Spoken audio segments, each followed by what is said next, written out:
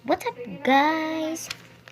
Bago tayo magsimula sa ating topiko ngayon, please subscribe and click the bell button para palagi kang updated sa bago kong video guys.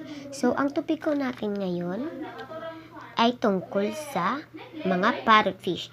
Karamihan sa Pilipinas ay maraming mga naglalakihang dagat at isa rin sa ating mga Pilipino ay mahilig sa mga seafood katulad ng crab, isda, at marami pang iba.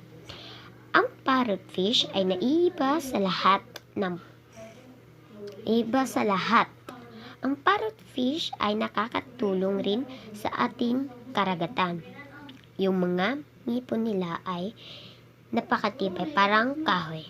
Ningangat nila ang mga lumot. Sa ating karagatan, karamihan sa residente ay hinuhuli ito at upang maging pagkain nila.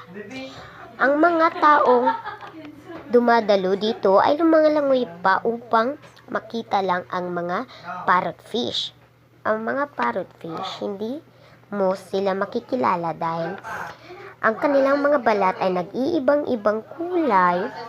Ito at gamit sa kanilang pag-iibang kulay, hindi rin sila mahuhuli o makakain ng mga mas malalaki pa sa kanila.